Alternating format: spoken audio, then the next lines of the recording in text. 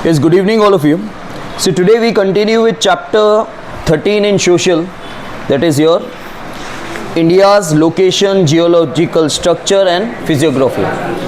And today's topic is geological structure. ठीक है, हमारा आज का टॉपिक है जियोलॉजिकल स्ट्रक्चर. बहुत अच्छा टॉपिक है, इंपॉर्टेंट टॉपिक है, ध्यान से सुनना.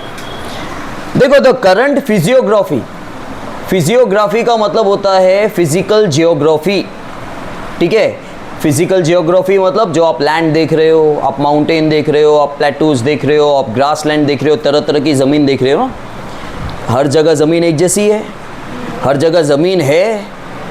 हर जगह ज़मीन है. ठीक है, पूरे वर्ल्ड में 70% तो पानी है, उससे ज़्यादा ही पानी हो गया है भाई ग्लोबल वार्मिंग की वजह से. ठीक है, तो आप जो भी लैंड फॉर्म्स देख रहे हो, चलो हम पानी को छोड़ देते हैं, जितने भी लैंड फॉर्म्स हैं, डेजर्ट्स हैं, माउंटेन्स हैं, प्लेन लैंड्स हैं, प्लेटूज हैं, हिल है, ठीक है, जो भी ये सारी चीज़ें बनी हुई है लैंड फॉर्म्स है, इसको फिजिकल जियोग्राफी बोलेंगे हम लोग. ठीक है, हमारी फिजिकल जियोग्राफी. ठीक है, वो किसका रिजल्ट है? The current physiography of India. India की जो भी फिजिकल जियोग्राफी आप देख रहे हो वो किसका नतीजा है? Because of the tectonic and crustal movement of the earth. क्या? Tectonic and the crustal movement of the earth. Crustal क्या होता है? Earth crust, lithosphere. ठीक है, क्रस्टल मूवमेंट मतलब लिथोस्फीयर. ठीक है, अब लिथोस्फीयर के नीचे एक और स्फीयर होती है जिसको बोलते हैं एस्थेनोस्फीयर. क्या? एस्थेनोस्फीयर. ठीक है, एस्थेनोस्फीयर में क्या होता है? मेंटल होता है. ये मेंटल नहीं, MENTL. ठीक है, वो मेंटल जो है वो एक तरह से सॉलिड रॉक्स होते हैं और दो टाइप होते हैं मेंटल के. एक अपर मेंटल होता है, एक लोअर मेंटल होता है. लोअर मेंटल बहुत ज़्यादा गर्म होता है. ठीक है, और जो अपर मेंटल है उसमें भी सेमी लिक्विड रॉक्स होते हैं. और कहीं ना कहीं क्या होता है, वहाँ से हीट जनरेट होती है और हीट जो है वो लिथोस्फीयर को धक्का मारती है, उसके पीसेस कर देती है, जिसको बोलते हैं टेक्टोनिक प्लेट्स. ये जो टेक्टोनिक प्लेट्स हैं, प्लेट मतलब क्या? जैसे ये ज़मीन का टुकड़ा एक ही है, सिंगल बना हुआ है. नीचे से क्या आ रहा है? प्रेशर आ रहा है. बहुत ज़्यादा हीट की वजह से प्रेशर आ रहा है. प्रेशर आया तो क्या होगा? ठीक है, जैसे भूकंप आता है, धरती हिलती है. ठीक है, धरती हिलती है, अंदर से हीट रिलीज़ होती है, तो क्या होता है? बहुत ज़्यादा बड़ा झटका होता है. अभी जैसे आप आज की न्यूज़ में शायद तुमने देखा हो कि फ्राइडे को 4.5 का समुंदर के अंदर झटका आया है. ठीक है, लेकिन कोई हानि नहीं हुई है, कोई नुकसान नहीं हुआ है. लेकिन जो वेव्स है समुंदर के अंदर, भूकंप आना मतलब एक तरह से सुनामी. लेकिन समुंदर के अंदर बहुत ज़्यादा स्केल का अगर झटका आए, झरका आए, ठीक है, तब जाके वो जो वेव्स है बहुत ऊपर तक जाती है, जो इसको हम लोग ने नाम दिया है tsunami. See both constructive as well as destructive effect of these movements can be seen. तो बोला गया है कि जब प्लेट्स बनती हैं, ठीक है, तो प्लेट्स जब बनती हैं या ये जो मूवमेंट होता है, क्रस्टल मूवमेंट होता है मतलब, ठीक है, जब प्लेट्स बनी, टेक्टोनिक मूवमेंट हुआ, क्रस्टल मूवमेंट हुआ, तो उसकी वजह से काफ़ी अच्छी चीज़ें भी होती है, कंस्ट्रक्टिव चीज़ें भी होती है और काफ़ी डिस्ट्रक्शंस भी होते हैं. The knowledge about the interior of the earth is very interesting. The crust of the earth floats over the semi liquid rocks of the asthenosphere. तो बोला गया है जो अर्थ का क्रस्ट है वो फ्लोट करता है. कहाँ फ्लोट करता है? Over the semi liquid rock of the asthenosphere. Asthenosphere जो है एक नीचे वाली लेयर है, लिथोस्फीयर के जो नीचे लेयर होती है. ठीक है, अर्थ की अलग अलग लेयर होती है. लिथोस्फीयर क्या है? जो अपर क्रस्ट है, upper layer of the earth, upper crust of the अर्थ, उसको लिथोस्फीयर बोलते हैं. ठीक है, उसके नीचे वाली जो लेयर है वो एस्थेनोस्फीयर है. और एस्थेनोस्फीयर में भी खाली एक ही पार्ट नहीं है, उसमें अपर पार्ट है और लोअर पार्ट है. ठीक है, तो यहाँ पे क्या बोला गया है?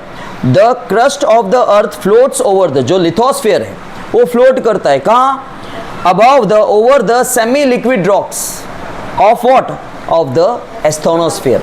तो एस्थेनोस्फीयर में क्या है? जो अपर मेंटल है वहाँ पे सेमी लिक्विड रॉक है, सेमी लिक्विड रॉक है, उसके ऊपर क्या होता है? लिथोस्फीयर जो है वो फ्लोट कर रहा है.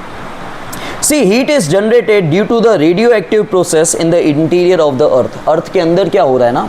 रेडियो एक्टिव प्रोसेस हो रहा है, उसकी वजह से क्या हो रहा है? हीट जनरेट हो रही है, हीट निकल रही है. It tends to reach the surface of the earth by generating convectional currents. और क्या ये हीट जो है वो अर्थ क्रस्ट की तरफ पहुंचती है, ऊपर पहुंचती है due to current. These upwards current breaks the upper layer into a large pieces which are known as lithosphere plates or the tectonic plates. तो क्या हो रहा है ना, आपका अर्थ है, ठीक है, जो अर्थ की जो अपर लेयर है, अर्थ लिथोस्फीयर जिसको बोलते हैं, उसके नीचे जो लेयर है that is a asthenosphere. Asthenosphere में दो तरह के मेंटल हैं, upper mantle and the lower mental. Lower mental तो बहुत ज़्यादा हीट होता है, और जो अपर मेंटल है वहाँ पे क्या है, एक तरह से सेमी लिक्विड रॉक है जिसके ऊपर ये लिथोस्फीयर है आपका, ठीक है. अब नीचे क्या हो रहा है कि रेडियो एक्टिव प्रोसेस की वजह से हीट जनरेट हो रही है. नीचे एस्थेनोस्फीयर में वो जो लेयर है एस्थेनोस्फीयर की, रेडियो एक्टिव प्रोसेस की वजह से क्या हो रहा है, वहाँ पे हीट जनरेट हो रही है. तो हीट बाहर तो निकलेगी ना भाई, हीट क्या कर रही है, ऊपर की तरफ जा रही है. ऊपर क्या है, लिथोस्फीयर है. अब ये हीट जो जनरेट हो रही है फुल प्रेशर में है, बहुत ज़्यादा है, तो वो क्या कर रही है, लिथोस्फीयर के टुकड़े टुकड़े कर रही है, जिसको आप लिथोस्फीयर प्लेट्स या टेक्टोनिक प्लेट्स बोलते हैं. इसे क्या बोलते हैं, लिथोस्फीयर या टेक्टोनिक प्लेट्स कहते हैं. और टोटल यहाँ पे 7 टेक्टोनिक प्लेट्स हैं. See there are 7 major tectonic plates. These are Pacific plate, North American and South American plate, African plate, Eurasian plate, Indo Australian plate and Antarctic plate, ठीक है. At some places, these plates are drifting away from each other, which are known as divergent plates. क्या हो रहा है, कहीं कहीं पर ये दो प्लेट्स है, देखो ये दो प्लेट्स है, ठीक है. कहीं कहीं पर क्या हो रहा है, वो ड्रिफ्ट हो रही है, दूर जा रही है. प्लेट्स के टुकड़े हो गए, अब प्लेट्स का मूवमेंट हो रहा है. कुछ प्लेट्स कन्वर्जेंट, डाइवर्जेंट का उल्टा होता है कन्वर्जेंट, पास में आ रही है. और कुछ प्लेट्स, ये प्लेट है, ठीक है, प्लेट क्या कर रही है, डाइवर्ज हो रही है, दूर जा रही है. तो ये डाइवर्ज होने के कारण क्या होता है, काफ़ी बार वोल्केनो एरप्शन होता है, माउंटेन्स बनते हैं. आपको पता है हिमालय इसी तरह ही बना है. हिमालयन रेंज जो है वो यूरेशियन प्लेट और इंडो ऑस्ट्रेलियन प्लेट के डाइवर्जेंट होने की वजह से हुए. और हिमालय कितना लंबा है सोचो, वहाँ पे क्या था, वहाँ पे सी था, तैथिस सी, जहाँ पे आप हिमालय देख रहे हो वहाँ पे सी था. और हिमालय बहुत लॉन्ग प्रोसेस है भाई, ये भाई एक ही बार में निकल गया होगा नहीं, इसको काफ़ी साल लगे होंगे, धीरे धीरे धीरे. और कितने हाइट तक ऊपर गया है, सोचो कितनी हाइट तक वो ऊपर गया है. और हिमालय क्या है, ग्रुप ऑफ माउंटेन है, एक सिंगल माउंटेन नहीं है. हिमालयन माउंटेन जो है वो सिंगल माउंटेन तो है नहीं, वो ग्रुप ऑफ माउंटेन्स है, ठीक है. तो ये किसकी वजह से हुआ, ये प्लेट्स के डाइवर्जेंट की वजह से हुआ. तो जो प्लेट्स एक दूसरे से दूर जाती हैं और उसकी वजह से कुछ ना कुछ क्रिएशन होता है, कुछ ना कुछ निकलेगा ही, तो उसे डाइवर्जेंट प्लेट कहा जाता है. समझ में आया. और जो प्लेटें पास में आती है, एक दूसरे की तरफ नज़दीक जा रही है, उसे कन्वर्जन प्लेट्स कहा जाता है. क्या कहा जाता है, कन्वर्जन प्लेट्स कहा जाता है. सी at some places these plates come closer to each other which are known as convergent plates. तो जो प्लेट्स दूर जाती है डाइवर्ज, और जो प्लेट्स पास में आ रही है they are convergent plates. Due to divergence and convergent processes fold and falls takes place. तो कुछ ना कुछ बनता है, कुछ ना कुछ बिगड़ता भी, हमने देखा कंस्ट्रक्टिव भी होता है और डिस्ट्रक्टिव भी होता है. Due to the movements of these plates over millions of years shapes of landforms as well as their location have changed. तो बोला गया है कि ये प्लेट्स जो हैं मिलियंस ऑफ ईयर्स, लाखों सालों तक उनका मूवमेंट होता रहता है. और आज का जो आप शेप देख रहे हो अर्थ का या लैंड का, ठीक है, और टाइम टू टाइम उनका शेप चेंज भी होता रहता है, ठीक है. ये प्लेट्स जो है वो मूव होती रहती है, कुछ प्लेट्स डाइवर्ज होती है, कुछ प्लेट्स कन्वर्ज होती है, ठीक है. ये मूवमेंट के कारण क्या हो रहा है, इस मूवमेंट के कारण जो आप अभी का शेप देख रहे हो लैंड का, वो उसकी वजह से है. और जो आप चेंजेस देखते हो, जैसे काफ़ी करोड़ों साल पहले लैंड का शेप वगैरह, ये वो लोकेशन सब अलग थी, ठीक है, वो सब अलग था. जैसे अभी यूट्यूब पे दिखा रहे थे, मैं देख रहा था कि अफ्रीका का कुछ पार्ट वो इंडिया की तरफ आ रहा है, ठीक है. अगर वो इंडिया की तरफ मिल गया तो बोलते हैं कि यहाँ पे स्नोफॉल होगा, माइनस में चला जाएगा अपने यहाँ पे, ठीक है. लेकिन ये इतना जल्दी नहीं हो जाएगा भाई, जितना हम सोच रहे हैं कि भाई हम 4-5 साल में और बड़े हो जाएंगे, तब तक हो जाएगा. लाखों करोड़ों साल लगते हैं, तब तक दुनिया होगी या इंसान होगा कि नहीं होगा वो भी नहीं पता है करके। क्योंकि ये जो ग्लोबल वार्मिंग है ये क्या कर रहा है, ये पानी का लेवल इंक्रीज़ करता जा रहा है, करता जा रहा है, ठीक है। और अगले कुछ सालों के अंदर जो हिमालय के इधर भी, हिमालय के यहाँ पे जो ग्लेशियर्स बन रही है, ग्लेशियर मतलब जो स्नो की नदी बनती है, ठीक है, जो बर्फ़ में से नदी बनती है, वहाँ पे बर्फ़ जमी हुई है, स्नोफॉल होता है वहाँ पे, ठीक है। तो वहाँ से जो ग्लेशियर बनेगा, अब हमारा टेम्परेचर इतना ज़्यादा हो गया है कि वो बर्फ़ पिघल के नदी बनेगी और नदी आसपास के जितने भी इलाके हैं वहाँ पे तो फ्लड आ जाएगा कुछ सालों के अंदर। तो अगर हमारा टेम्परेचर ऊपर जाता रहा जो ग्लोबल वार्मिंग हो रहा है, तो उसकी वजह से तो नुकसान ही होना है, क्योंकि पानी का लेवल बढ़ता जाएगा। पानी का लेवल बढ़ता जाएगा तो जितने भी कोस्टल एरियाज़ हैं, उसके आसपास के नज़दीक के जो भी लोग रहते हैं या जितने भी विलेजेस हैं, सिटीज़ हैं, सब में बार बार फ्लड आ जाएगा, सुनामी आएगी, ठीक है, लॉस हो जाएगा। Whenever these drifting plates have collided with one another, it has resulted into mountain building process। तो बोला गया है जब जब ये प्लेट्स जो ड्रिफ्टिंग प्लेट्स हैं, ठीक है, जब एक दूसरे से टकराती हैं तो वहाँ से क्या निकल रहा है, वहाँ से एक तरह से माउंटेन निकल रहे हैं। Wherever these plates drift away, fissures are created within landforms and oceans। तो बोला गया है जब जब ये प्लेट्स एक दूसरे से दूर जाती हैं तो क्या होता है, वहाँ पे फिशर्स मतलब क्रैक्स, फिशर का मतलब होता है क्रैक्स, वहाँ पे क्रिएट हो जाते हैं। The continent situated along these fissures are drifting apart continuously, such plates are called the divergent plates. जब प्लेट्स दूर दूर जाती हैं, ठीक है, तो दूर जाती हुई प्लेट्स, जो प्लेट्स एक दूसरे से दूर जा रही हैं, ठीक है, तो उनकी वजह से ही एक तरह से माउंटेन क्रिएट हो रहा है। और कहीं ना कहीं लैंड के अंदर क्या हो रहा है, फिशर्स क्रिएट हो रहे हैं, मतलब क्रैक्स आ रहे हैं, क्योंकि प्लेट्स दूर जाएगी तो क्रैक तो आएंगे। See, India was a part of very vast and ancient landmass known as the Gondwana land। तो बोला गया है कि इंडिया एक छोटा सा टुकड़ा है, ठीक है, was a part of very vast and ancient landmass, मतलब ये पूरा सपोज कर लो ये गोंडवाना लैंड है, मतलब लैंड मास मतलब लैंड का, ज़मीन का टुकड़ा। लेकिन आप ज़मीन का टुकड़ा मतलब छोटा सा टुकड़ा समझ रहे होगे भाई, इसके अंदर काफ़ी सारे कॉन्टिनेंट, कंट्री आ जाते हैं। तो उसका नाम था गोंडवाना लैंड। क्या? गोंडवाना लैंड पूरा, और इंडिया इस गोंडवाना लैंड का एक छोटा सा पार्ट है, ठीक है।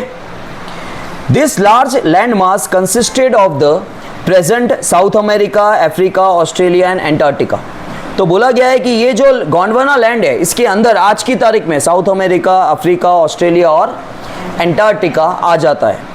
Over a period, the Indo-Australian plate started drifting gradually towards north.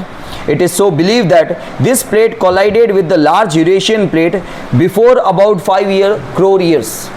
तो बोला गया है कि ऐसा माना जाता है कि इंडो ऑस्ट्रेलियन प्लेट धीरे धीरे क्या हो रहा था, उसका डाइवर्जेंट हो रहा था, वो दूर जा रही थी, और वो आगे चल के किसके साथ टकराई, यूरेशियन प्लेट के साथ, ठीक है। इंडो ऑस्ट्रेलियन प्लेट धीरे धीरे क्या हो रहा था, उसका डाइवर्जेंट हो रहा था, और वो आगे चल के किसके साथ टकराई, यूरेशियन प्लेट के साथ, ठीक है, और जिसकी वजह से हिमालयन माउंटेन का क्रिएशन हुआ है। And due to the collision between Indo Australian plate and the Eurasian plate, the Himalayan mountain system emerge out of the Tethys sea. तो बोला गया है जहाँ पे आपको समुंदर दिख रहा है, ठीक है, ये क्या हुआ, ये इंडो ऑस्ट्रेलियन प्लेट है, ठीक है, ये धीरे धीरे डाइवर्ज होने लगा, दूर जाने लगा, ठीक है, इसकी जो दूसरी प्लेट है उससे वो दूर जाने लगा। और ये यूरेशियन प्लेट है, ये धीरे धीरे क्या हो गई, ये आगे चल के टकरा गए।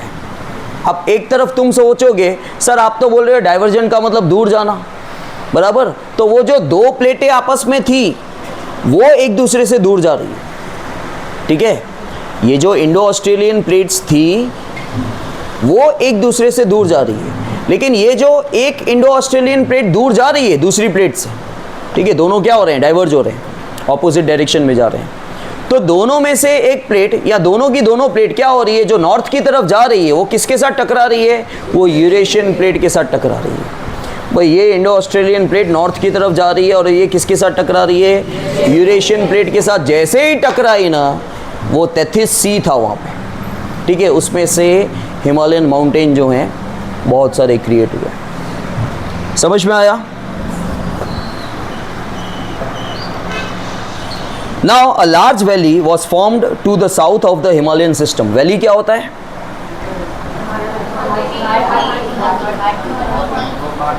क्या? जो रास्ता होता है, पैसेज होता है, उसको वैली बोलते हैं, ठीक है। A large valley was form to the south of the Himalayan system.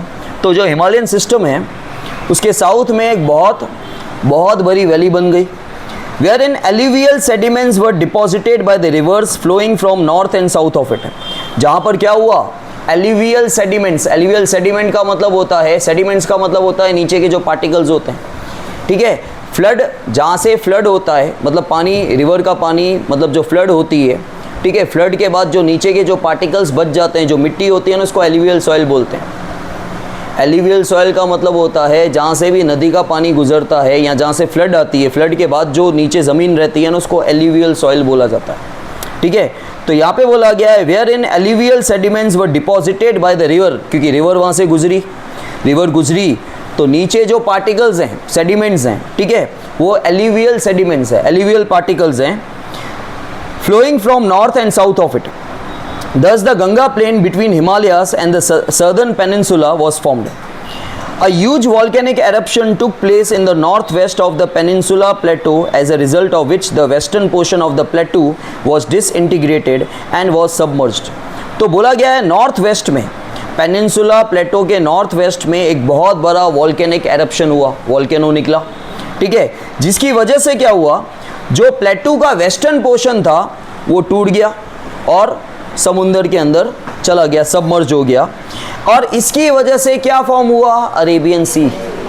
इसकी वजह से क्या फॉर्म हुआ? Arabian C. आई रिपीट, यहाँ पे क्या बोला जा रहा है? यहाँ पे बोला जा रहा है कि पेनिनसुला प्लेटू के नॉर्थ वेस्ट डायरेक्शन में एक ह्यूज वॉल्केनो का एरप्शन हुआ, वॉल्केनो निकला, जिसकी वजह से प्लेटू का वेस्टर्न पोर्शन टूट गया, ठीक है। प्लेटू का वेस्टर्न पोर्शन क्या हो गया? टूट गया। और वो कहाँ सबमर्ज हो गया? अरेबियन सी तो इससे बना, ठीक है। हाँ, वेस्टर्न पोर्शन जो था किसका? प्लेटू का, वो सबमर्ज मतलब डूब गया, ठीक है, पानी के अंदर। और उसके बाद क्या बना? Arabian sea. Due to this submergence the western Ghats became more distinct. और इस सबमर्ज होने के कारण जो वेस्टर्न घाट्स हैं उसकी खासियत कुछ और ही हो गई, मतलब कुछ अलग ही दिखने लगे। Thus a large diversity is seen in the Indian subcontinent. Lofty mountain ranges, lofty का मतलब होता है देखने लायक। टेक्स्ट बुक पे भी ध्यान दो जब मैं रीड कर रहा हूँ, मैंने 2 बार बोला। Are seen in the north.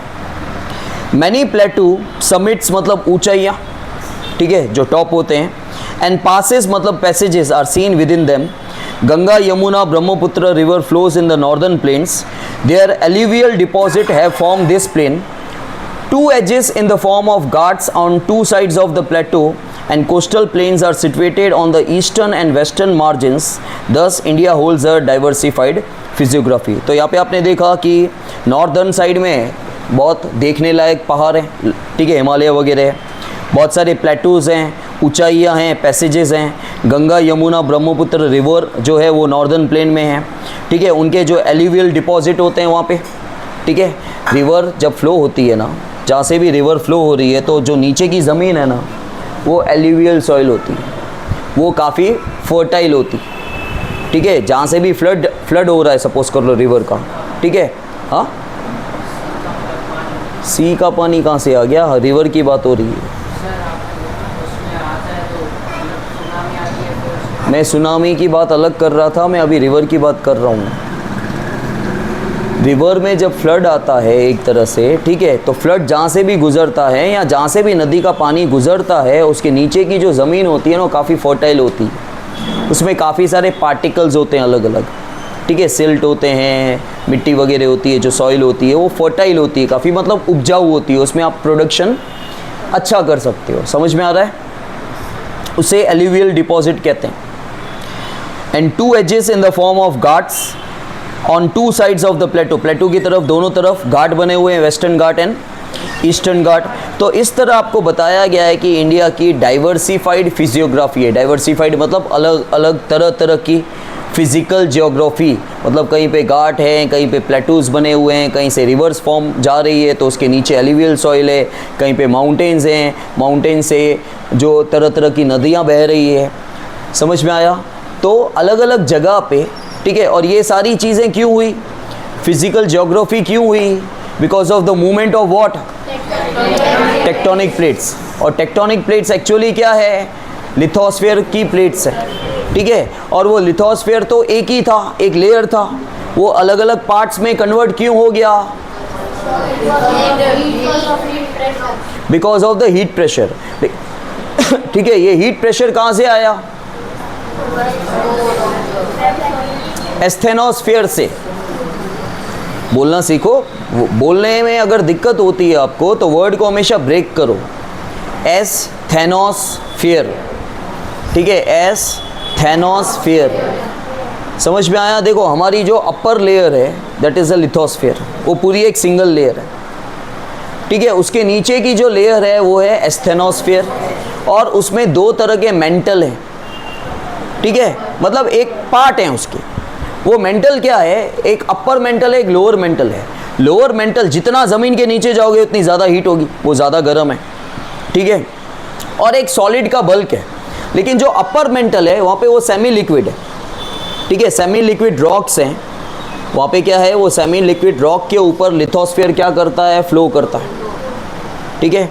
और अंदर जो रेडियो एक्टिव प्रोसेस हो रहा है, मतलब जो भी प्रोसेसिंग हो रही है अंदर, तो उसमें क्या हो रहा है? हीट जनरेट हो रही है, हीट रिलीज हो रही है। तो हीट क्या कर रही है? धक्का मार रही है। और हीट जहाँ पे धक्का मार रही है वो एस्थेनोस्फीयर है, उसके ऊपर क्या है? लिथोस्फीयर है। तो यहाँ से जो भी धक्का निकलेगा हीट का, फुल प्रेशर जो निकलेगा वो इस लिथोस्फीयर को तोड़ दे रही है। और क्या बन रही है? उसको हम प्लेट्स बोल रहे हैं, इसलिए उसको लिथोस्फीयर प्लेट्स बोल सकते हैं या फिर टेक्टोनिक प्लेट्स बोल सकते हैं। और टोटल 7 प्लेट्स हैं आपकी, यहाँ पे टोटल 7 टुकड़े हो गए हैं। तो ये प्लेट्स क्या है? जब जब एक दूसरे से दूर जा रही है मतलब डाइवर्जन प्लेट्स कहा जाता है। और जब जब प्लेट्स एक दूसरे के पास आती है जिसे कन्वर्जन प्लेट्स कहा जाता है, तो कुछ ना कुछ फॉर्म होता है, ठीक है। जैसे प्लेट्स के डाइवर्जेंट होने की वजह से ही हमारा जो सबसे बड़ा पहाड़ जो आप देख रहे हो, ठीक है, हिमालय, वो आप पाया जाता है। वो निकला वहाँ से, वो कहाँ से निकला? सी में से, जिसका नाम क्या है? तैथिस सी, ठीक है। वो तैथिस सी है। और ये कैसे हुआ? ये प्लेट्स के ड्रिफ्टिंग की वजह से हुआ, डाइवर्जेंट प्लेट्स की वजह से हुआ, ठीक है। जब इंडो ऑस्ट्रेलियन प्लेट का डाइवर्जेंट हुआ, ड्रिफ्टिंग हुआ, मतलब जो ये 2 प्लेट्स थी, ये 2 प्लेट्स हैं, ठीक है। ये कौन सी प्लेट्स है? इंडो ऑस्ट्रेलियन प्लेट्स एक दूसरे से दूर गई। तो ये वाली प्लेट है ना, ये यूरेशियन प्लेट के साथ टकरा गई, और जैसे ही टकराई तो वहाँ से हिमालयन माउंटेन जो है वो क्रिएट हुआ। समझ में आया? तो यहाँ पे आपको ये बताया जा रहा है, खाली मेन कॉन्सेप्ट जो है ना वो इतना ही है कि एस्थेनोस्फीयर की हीट की वजह से, ठीक है, जो लिथोस्फीयर है उसके टुकड़े हो रहे हैं।